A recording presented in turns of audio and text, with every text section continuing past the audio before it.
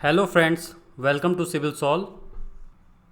अभी तक आपने जो इंडियन पॉलिटी की सीरीज़ शुरू हुई है इस चैनल पर, उसमें आपने जो पहला लेक्चर पढ़ा था उसमें आपने शेड्यूल्स को पढ़ा था। ठीक है, तो आज हमारा जो लेक्चर है उसके एमसीक्यूज़ को सॉल्व करेंगे। तो आपको मैंने पहले ही बता दिया था अपनी स्ट्रेटजी में कि हमारा जो स्टडी प्लान रहेगा वो बहुत ही सिंपल रहेगा और इफ़ेक्टिव रहेगा। कि हम क्या करेंगे, पहले हम एक टॉपिक को पढ़ेंगे, फिर दूसरे लेक्चर में हम उसके एमसीक्यूज़ को करेंगे। ठीक है, तो हमने अभी तक शेड्यूल्स को पढ़ लिया है और आज हम इसके एमसीक्यूज़ को देखेंगे। ठीक है, ये एडिशनल इन्फॉर्मेशन आप देख लीजिएगा। ठीक है, चलिए लेक्चर में आगे बढ़ते हैं। हम लोग इंडियन पॉलिटी में कॉन्स्टिट्यूशन ऑफ इंडिया को पढ़ रहे हैं। हम मैं पहले ही इसको डिस्कस कर चुका हूँ कि हमें कौन कौन से टॉपिक्स को पढ़ना है, तो वो आप सब देख लीजिएगा पहले। और जैसा कि हमने इसमें शेड्यूल्स को उठाया था और आज हम उसके एमसीक्यूज़ कर रहे हैं। जो जो टॉपिक्स होते जाएंगे वो रेड होते चले जाएंगे। ओके, चलिए। आई होप अभी तक आपने जो पहला लेक्चर है उसको पढ़ लिया होगा और उम्मीद है कि आपको समझ में भी आया होगा और प्रिपेयर भी हो गया होगा। तो चलिए आइए देखते हैं पहला क्वेश्चन। पहला क्वेश्चन क्या कह रहा है, which schedule of Indian constitution deals with anti defection. Anti defection मैंने आपको बताया था ना, दल बदल। तो ये किससे रिलेटेड है? सेकंड नहीं है, फिफ्थ नहीं है, एट्थ नहीं है, यानी अपना आंसर कौन सा हुआ? टेंथ। मैंने याद करने के लिए क्या कहा था, टेंथ में जो जीरो है ना, जीरो वो कहीं भी लुढ़कता रहता है, यानी कि जो पार्टी चेंजर्स होते हैं। तो एंटी डिफेक्शन का संबंध किससे है? शेड्यूल 10 से है। देखते हैं next question. If a new state formed, अगर कोई नया स्टेट बनता है, then which schedule must be changed. अगर कोई नया स्टेट बनता है तो कौन सी ऐसी शेड्यूल है जिसमें चेंज हो जाएगा ऑटोमेटिकली? तो 10th schedule no, second schedule no, first schedule yes. Answer is first. First schedule में क्या क्या था?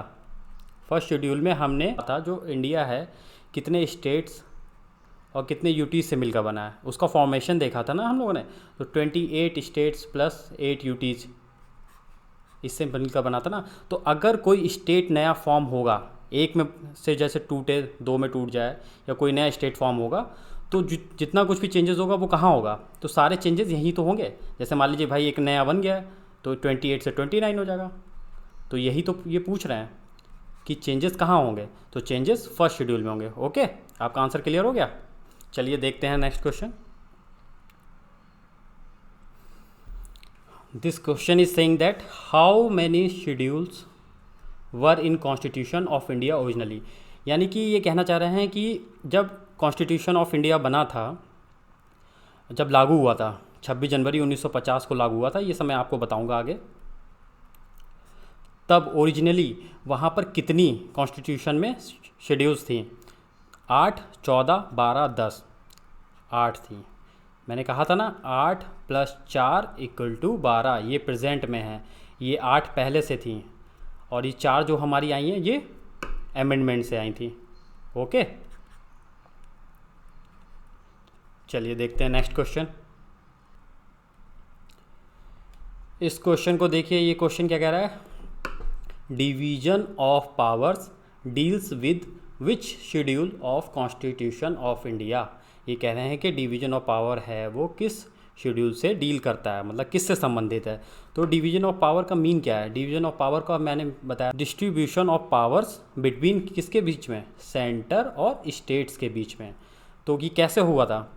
ये सेंटर और स्टेट्स के बीच में जो डिस्ट्रीब्यूशन हुआ था पावर्स का, वो 3 लिस्ट पे हुआ था ना, 3 टाइप के। एक तो यूनियन लिस्ट, एक स्टेट लिस्ट और एक कंकरेंट लिस्ट।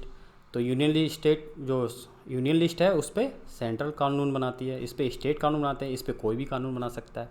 ठीक है ना। तो ये डिस्ट्रीब्यूशन ही तो है, इसमें इनको टॉपिक्स मिले हैं कितने कितनों पे बना सकते हैं, मतलब सब्जेक्ट मिले हुए हैं। तो ठीक है ना, तो ये डिस्ट्रीब्यूशन ही एक प्रकार का डिवीजन ऑफ पावर्स सेंटर और स्टेट्स के बीच में। तो ये किससे डील करेगा? ये हमारी 3 लिस्ट कहाँ थी? ये हमारी 7th शेड्यूल में थी। ओके, तो आंसर अपना 7th हो गया। ओके, चलिए देखते हैं नेक्स्ट क्वेश्चन। ये क्वेश्चन कह रहा है 9th schedule was added by which amendment, मतलब जो 9 नंबर की शेड्यूल है वो किस अमेंडमेंट के द्वारा ऐड की गई थी। मैंने आपसे कहा था कि फॉर्मेशन हमारा रियल क्या था, 8 + 4 = 12। ये ओरिजिनली थी जब संविधान लागू हुआ था, और 4 हमारी अमेंडमेंट से आई थी, और आज प्रेजेंट में हमारे यहाँ कितनी है, 12। तो ये यही पूछ रहा है, ये जो 4 में ये 9 नंबर की है ना, ये किस अमेंडमेंट के थ्रू आई थी। तो ये आई थी आपकी फर्स्ट अमेंडमेंट के थ्रू, ठीक है, not 52nd, not 73rd, not 74th। Okay, पहला ही संविधान संशोधन हुआ था, फर्स्ट अमेंडमेंट एक्ट, उसी से 9th शेड्यूल आई थी। ओके, चलिए आगे देखते हैं। ये क्वेश्चन कह रहा है 10th schedule was added by which amendment. अब जो 10वीं शेड्यूल आई थी वो किस अमेंडमेंट एक्ट से आई थी, तो 10वीं वाली अमेंडमेंट से आई थी। देख लीजिए 10th शेड्यूल है क्या, एंटी डिफेक्शन वाला।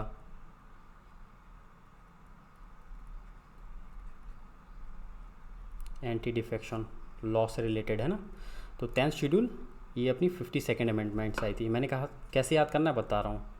52nd यानी कि 5 × 2 = 10, 5 दूनी 10 होता है ना, तो 10 नंबर आ गया। तो 10th नंबर की शेड्यूल किससे आई थी, 52nd अमेंडमेंट से। ओके, चलिए नेक्स्ट क्वेश्चन देखते हैं। क्वेश्चन कह रहा है 11th schedule was added by which amendment, मतलब 11 नंबर की जो शेड्यूल है वो किस अमेंडमेंट से आई थी।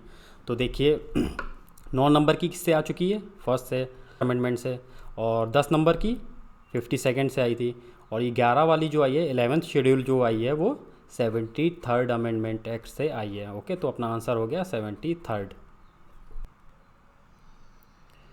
इस क्वेश्चन में ये पूछ रहे हैं कि जो 12 नंबर की शेड्यूल है वो किस अमेंडमेंट एक्ट के थ्रू ऐड की गई है कॉन्स्टिट्यूशन ऑफ इंडिया में। 12th नंबर की किससे आई है, 74th अमेंडमेंट से। ठीक है, तो देखिए मैंने ऑप्शन भी ऐसे ही दिए थे कि जिससे आपको चारों याद हो जाएं। 4 ही अमेंडमेंट से आई थी, और 4 मैंने ऑप्शन आपको इस तरीके से दिए। एक बार मैं आपको रिमाइंड करा देता हूँ दोबारा से।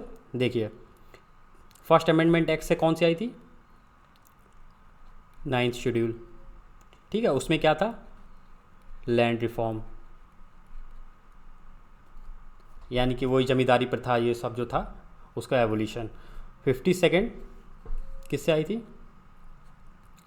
52nd अमेंडमेंट एक्ट से आई थी 10th नंबर की। उसमें क्या था, एंटी डिफेक्शन लॉ, मतलब दल बदल से लेके जो पार्टी चेंजर रहते हों उनके लिए कानून आया था। 73rd अमेंडमेंट से 11 नंबर की आई थी, 74 से 12 नंबर की। 11 में क्या था, पंचायत। 12 नंबर में क्या था, म्यूनसिपैलिटीज़, यानी कि नगर पालिका। ओके, देखिए सारे क्वेश्चन से आपके सारे हो गए, इसीलिए मैंने आपको ऑप्शन ही कुछ इस तरीके से दिए थे ताकि आपको याद हो जाए। ओके, चलिए देखते हैं next question. Match the following. एक तरफ हमारी शेड्यूल्स लिखी हुई हैं, एक तरफ उसमें जो प्रोविजंस हैं वो, तो हमें करेक्ट मैच देना है। ऑप्शंस मैंने नहीं दिए हैं, वो आप अपना देख लीजिएगा जब भी एग्ज़ाम में जिस हिसाब से आए। तो यहाँ मैं मैच करा देता हूँ आपको कैसे क्या। देखिए 3rd नंबर की allocation of seats, no. 3rd में मैंने आपको क्या बताया था, 3rd में मैंने आपको सिंपली बताया था शा, पा और था, 3 लेटर है ना, तो 3 लेटर यहाँ, तीसरे नंबर की हो गई शेड्यूल। तो तीसरे नंबर में शपथ, शपथ मतलब ओथ। अब किसकी थी उसके लिए आपको लेक्चर सुन लीजिएगा, मैं आई बटन में आपको लेक्चर का लिंक दे दूँगा, वहाँ से आप सुन लीजिएगा प्रीवियस लेक्चर। तो हमारा 3rd किससे हो गया, हमारा हो गया ओथ एंड एफर्मेशन। 9th वाला मैंने पीछे भी बताया और लेक्चर में भी बताया था, तो 9th वाला अपना हो गया है लैंड रिफॉर्म से। ओके, और 4th वाला देखिए, 10th वाला देखिए, 10th वाला एंटी डिफेक्शन, 4th वाला ऑटोमेटिकली किससे हो गया, allocation of seats in upper house. Upper house अपना कौन सा होता है, राज्यसभा। मैंने क्या कहा था, representation of states in Rajya Sabha, ये मैंने बोला था ना, तो वही है allocation of seats in upper house. Okay, चलिए नेक्स्ट क्वेश्चन देखते हैं। मैच द फॉलोइंग, वही एक तरफ शेड्यूल्स एक तरफ प्रोविजंस। ये मैंने इस तरीके से क्वेश्चंस को लिया है कि इसमें आपकी 12 की 12 शेड्यूल्स क्लियर हो जाएंगी। देखिए 6 नंबर की ऑप्शन आपका जैसा एग्ज़ाम में आया उस हिसाब से आप देख लीजिएगा कौन सा आंसर रहेगा। मैं यहाँ आपको मैच करवा दे रहा हूँ। 6 नंबर देखिए, 6 नंबर में मैंने आपको क्या बताया था, एक कोडिंग याद रखिए, ATM। बस भाई जो ATM है ना उसमें 1 M एक्स्ट्रा है अपना, ठीक है, अपने ATM में 1 M एक्स्ट्रा है। तो असम, त्रिपुरा, मेघालय और मिजोरम, इनकी क्या गवर्नेंस मीन होता है वहाँ का एडमिनिस्ट्रेशन कैसा होगा, वहाँ पर कंट्रोल कैसा होगा, ये सब चीज़ें, ठीक है। तो देख लीजिए 6 आपका किससे मैच हो रहा है, administration end of tribal areas of Assam, Mizoram, Meghalaya and Tripura, यानी कि अपना ये हो गया। और सेकंड में क्या था, सेकंड मैंने क्या कहा था आपसे, सेकंड को देखिए मैंने आपको याद करने के लिए एक तरीका बताया था। सेकंड आ रहा है ना, सेकंड मतलब 2, तो मैंने कहा था 2 वर्ड्स याद रखिएगा, हिंदी में जिनको कहते हैं वेतन और भत्ते, 2 वर्ड हो गए ना, और 2 नंबर की है। इंग्लिश में देख लीजिए, इंग्लिश में हो जाएगा इमोल्यूमेंट्स एंड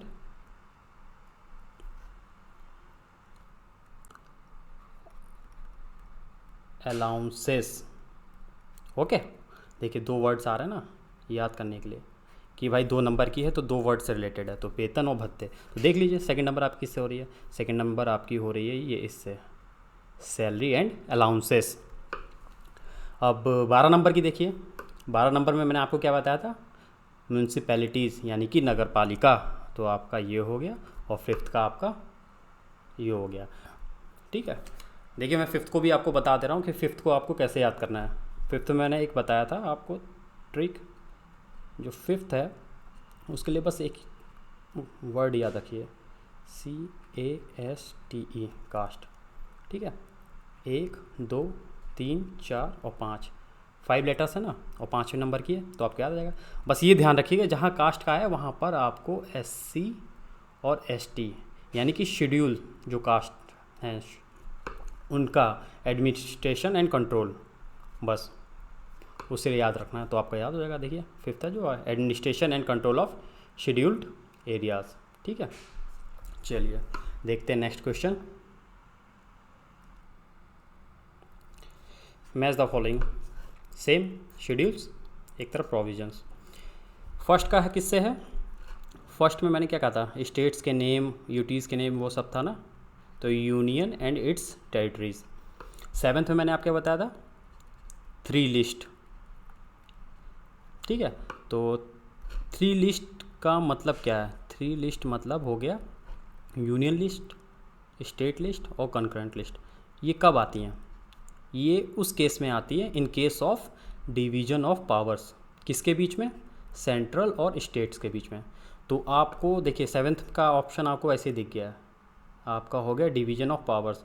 लेकिन देखिए यहाँ पे क्वेश्चंस को बदल भी सकते हैं, डिवीजन ऑफ पावर मैंने दिया, वो ये ना दे के आपको दे सकते हैं सेंटर और स्टेट रिलेशंस दे सकते हैं, ये भी हो सकता है। या फिर हो सकता है आपको सिर्फ एक में से कोई उठा के देते हैं, मान लीजिए यूनियन लिस्ट लिख दिया तब भी इसका संबंध 7 से, स्टेट लिस्ट लिख दिया या फिर कंकरेंट लिस्ट लिख दिया, मतलब कुछ भी देख सकते हैं। आपको थोड़ा सा मैं बार बार आपसे कह रहा हूँ ना कि आप कॉन्सेप्ट को बस क्लियर रखिए, जो कि मैं आपका करा दूंगा। बस आप कहीं से भी किसी भी तरीके से भी घुमा के भी क्वेश्चन पूछेंगे आप कर ले जाएंगे। पॉलिटी में देखिए होता क्या है, एक बात आपको बताना चाहूँगा, पॉलिटी में कॉन्सेप्ट वही है, कहीं भी पढ़िए, किसी से भी पढ़िए या खुद से पढ़िए, वही कॉन्सेप्ट रहते हैं, वही सब कुछ रहता है, वही लिमिटेड बुक्स हैं, वही स्टैंडर्ड बुक्स हैं, सब कुछ वही है। बस क्या होता है क्वेश्चंस फिर भी इससे बहुत ट्रिकी बनते हैं और लोग गलत भी करते हैं। क्यों, क्योंकि यहाँ से क्वेश्चंस कोई लैंग्वेज को, क्वेश्चंस को पूछने का वे, मतलब वो इस तरीके से इसको ट्रिकी बना देते कि वो आपसे पूछ वही चीज़ रहे होंगे जो आपको पता है, लेकिन उसके बावजूद भी आप क्वेश्चन की लैंग्वेज में फंस जाते हैं और गलत कर बैठते हैं। जैसे कि मैं यहाँ दिखा रहा हूँ आपको कि यहाँ देखिए वो कुछ भी दे सकते हैं 7th के लिए, division of power, central state relations, या तीनों में से किसी एक लिस्ट का नाम दे सकते हैं। तो ठीक है, बस मेन मेरा वही कहना है कि आपको ये बिल्कुल वैसे समझिए मैथ्स पढ़ रहे हैं, आपको अपना टेक्निकल सब्जेक्ट पढ़ रहे हैं या कुछ भी पढ़ रहे हैं, बस कॉन्सेप्ट क्लियर रखिए, कहीं से भी क्वेश्चन आएगा आप कर ले जाओगे। ठीक है, ओके। देखते हैं नेक्स्ट। 8th वाला जो था वो आपका ऑफिशियल लैंग्वेजेस उनसे था, ठीक है। 11th वाला आपका पंचायत से था। हो गया सारे? ओके, चलिए आइए देखते हैं नेक्स्ट क्वेश्चन। देखिए नेक्स्ट क्वेश्चन क्या कह रहा है। 8th schedule was amended by which of the following amendments. मतलब 8th शेड्यूल में जो अमेंडमेंट्स हुए थे, देखिए अमेंडमेंट्स लिखा है ना, तो 8th में काफ़ी सारे अमेंडमेंट्स हुए हैं, ठीक है। तो देखिए ये लिख रहे हैं, पहला ऑप्शन उन्होंने दिया है 21st, 71th, 92, 96। तो ऑप्शन क्या है? ओनली 1, ओनली 2, 1 2 3 या ऑल ऑफ दी अबव। तो इसका आंसर होगा ऑल ऑफ दी अबव। ये किसी भी तरीके से क्वेश्चन घुमा के पूछ सकते हैं। एक्चुअल में जो 8th वाली शेड्यूल है ना, अपनी शेड्यूल, उसमें क्या हुआ है, 1 2 3 और 4 अमेंडमेंट हुए हैं, ठीक है। 21st भी हुआ है, 71 भी हुआ है, 92 भी हुआ है, 96 भी हुआ है, ठीक है। ये चारों ही हुए हैं। इससे क्या क्या आया ये अभी आपको पता चल जाएगा। मैंने इन सब पे क्वेश्चन बनाए हैं और प्रीवियस ईयर में आए हुए भी हैं। देखिए फिलहाल आपका ये वाला आंसर हो गया, ऑल ऑफ द अबव। देखते हैं नेक्स्ट क्वेश्चन। सिंधी जो कि एक भाषा है, Sindhi was added in 8th schedule by which amendment act? 21st, 71, 92, 96। देखिए 8th में इन्हीं चारों का हुआ है। अब बस आपको ये ध्यान रखना है किस किस का होगा। तो सिंधी जो आई थी वो 21वें नंबर वाली से आई थी, ठीक है। 21 नंबर का जो अमेंडमेंट एक्ट हुआ था वहाँ से आपकी सिंधी आई थी लैंग्वेज, उसको ऑफिशियल लैंग्वेज का दर्जा दिया गया था। ओके, नेक्स्ट क्वेश्चन देखते हैं। सेम नेपाली, मणिपुरी, कोंकणी, ये किस नंबर से 8th शेड्यूल में जोड़ी गई थी अमेंडमेंट एक्ट्स के थ्रू? तो देखिए 21st हो चुका है आपका, उससे सिंधी आई थी। तो ये तो ऑप्शन होने से रहा। नेपाली, मणिपुरी, कोंकणी जो आई थी आपकी वो आई थी 71 नंबर के, ठीक है। तो इसका आंसर हो गया ये नेपाली, मणिपुरी और कोंकणी, ठीक।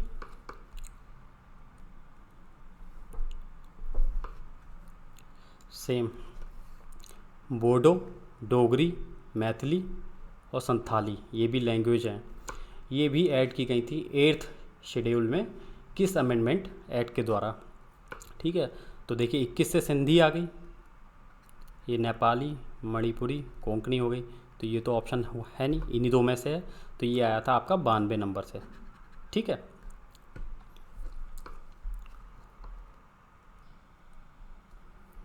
नेक्स्ट क्वेश्चन देखिए। Oriya was renamed as Odia by which amendment act? तो ये हमारा हुआ था 96 अमेंडमेंट से, ठीक है, 8th शेड्यूल में। ये इसमें कुछ नहीं, ये हमारे में पहले से ही थी, बस इसका नेम नॉमेनक्लेचर थोड़ा सा चेंज कर दिया गया था। उड़िया थी, उसको उड़िया कर दिया गया, ठीक है। तो ये अपने 96 वाले से आया था, ठीक है, ध्यान रखिएगा, इंपॉर्टेंट क्वेश्चन है।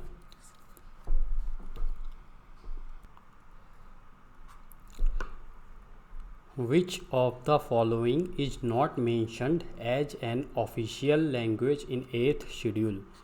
निम्न में से कौन सी ऐसी भाषा है जो 8th शेड्यूल में 8वीं अनुसूची में जिसको ऑफिशियल लैंग्वेज का दर्जा नहीं मिला है?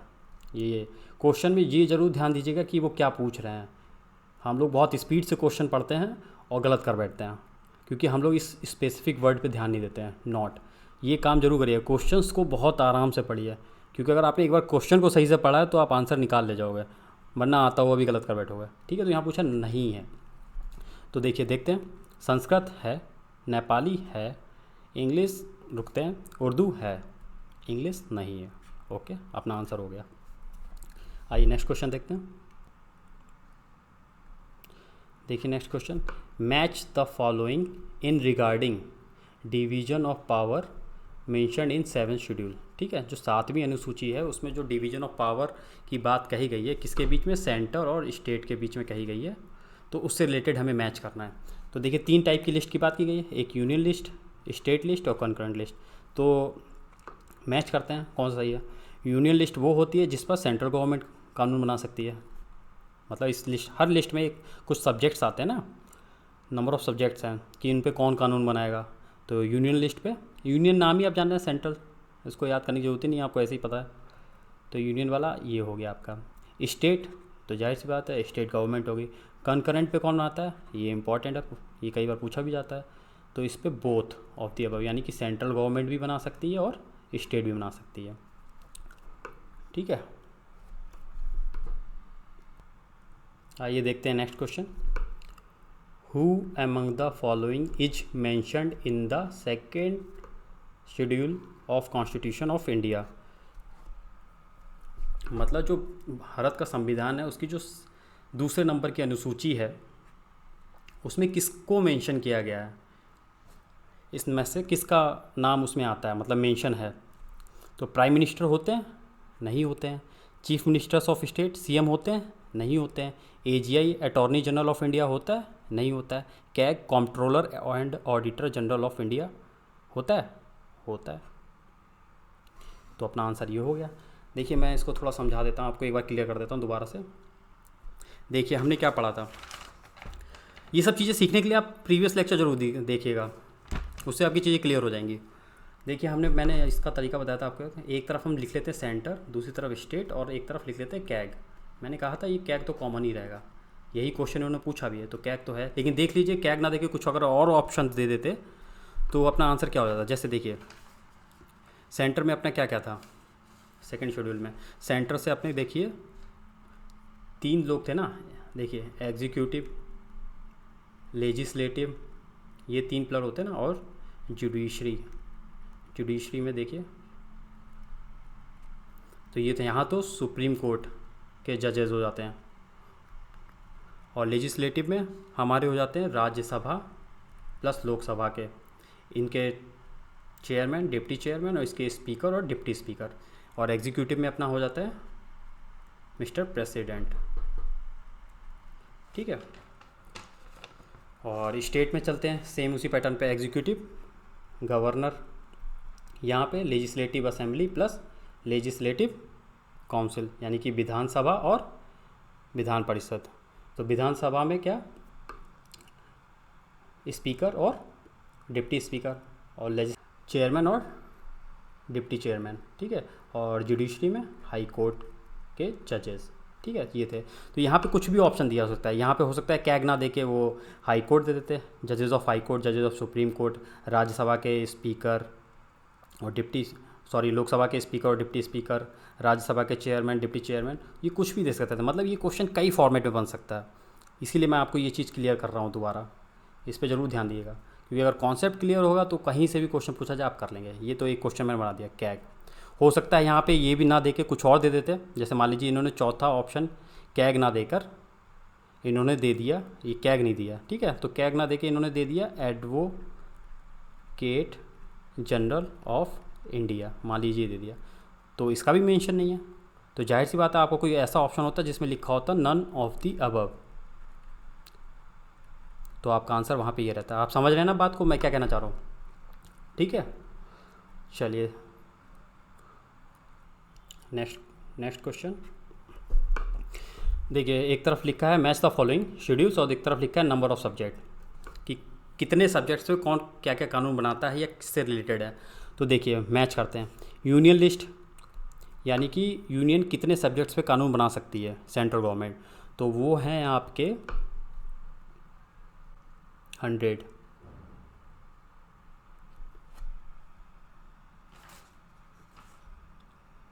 ठीक है, और स्टेट कितने पे बना सकती है, तो स्टेट आपकी बना सकती है 61 पे। ठीक है, स्टेट भी हो गया। कंकरेंट लिस्ट में कितने सब्जेक्ट्स हैं, कंकरेंट लिस्ट में हैं 52, तो ये आपका इससे मैच हो गया।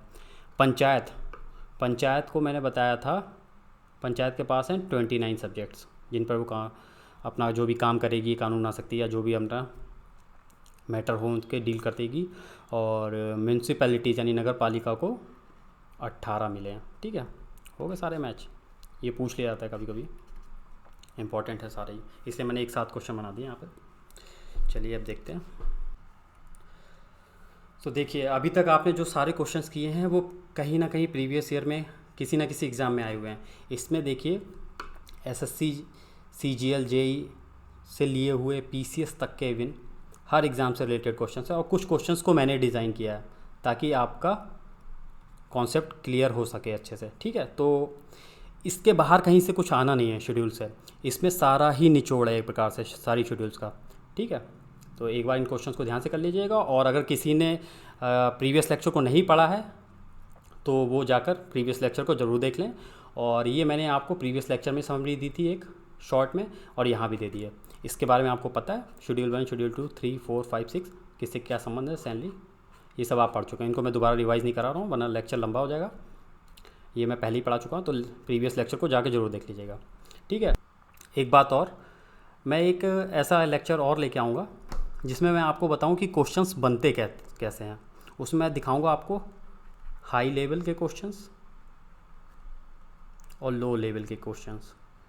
हाई लेवल के क्वेश्चंस का मीन है जो यूपीएससी एग्ज़ाम्स कराता है, आईएएस, आईईएस या ईपीएफओ, या फिर बहुत सारे क्वेश्चन जो आते हैं सीडीएस, वीडीएस, ये से डिफेंस एग्जाम्स जितने भी रहते हैं, एनडी वगैरह, उसमें क्वेश्चंस कैसे आते हैं और कैसे बनाए जाते हैं, क्या स्पेसिफिक होता है उनमें, ये मैं आपको बताऊंगा कैसे बनाए जाते हैं। और एक लो लेवल के वाले क्वेश्चन बताऊंगा जो नॉर्मल एग्जाम्स रहते हैं, वन डे एग्जाम्स मान लीजिए एक प्रकार के, जैसे एसएससी, सीजीएल हो गया, जेई हो गया, या फिर बहुत सारे जो स्टेट्स अपने छोटे छोटे एग्जाम्स कराते रहते हैं, उसमें क्या फ़र्क है, ये मैं जल्दी ही आपको एक वीडियो दूंगा। इस वीडियो को भी ध्यान से देखिएगा। ठीक है, चलिए मिलते हैं फिर नेक्स्ट लेक्चर। ओके फ्रेंड्स, मिलते हैं नेक्स्ट लेक्चर में। Thank you everyone, keep sharing, keep watching team Civil Solve. Okay, bye bye.